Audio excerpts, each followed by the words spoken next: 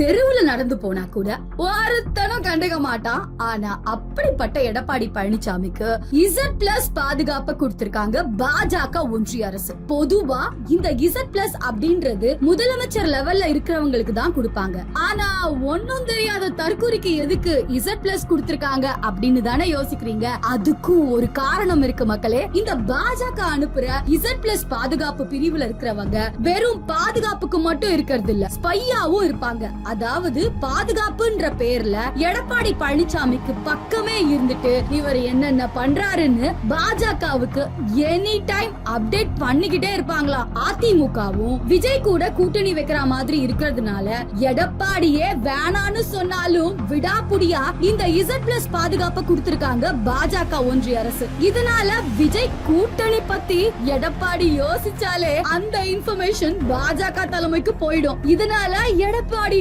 கேஸும் வெளியே வரும். இதே மாதிரி தான் இதுக்கு முன்னாடி விஜய்க்கும் Z+ பாதுகாப்ப கொடுத்து விஜயோட அரசியல் மூவ்மெண்ட்ஸ உளவு பார்த்துட்டு இருந்தாங்க பாஜக. ஆனா இப்ப அதுக்கெல்லாம் தேவையே இல்ல. ஏன்னா பாஜகவோட கைக்கூலியான அருண்ராஜு, சிடி நிர்மல்குமாரும் இப்ப டிவிக்கேல தானே இருக்காங்க. விஷயம் என்னன்னா இந்த Z+ பாதுகாப்புக்கு சம்பளமே பல கோடியில இருக்கும். ஆனா அந்த காசெல்லாம் நாம கட்டுற வரி பணத்துல இருந்து தான் கொடுப்பாங்க. அதுவும் ஒரு நல்ல தலைவனுக்கு கொடுத்தா கூட பரவாயில்ல.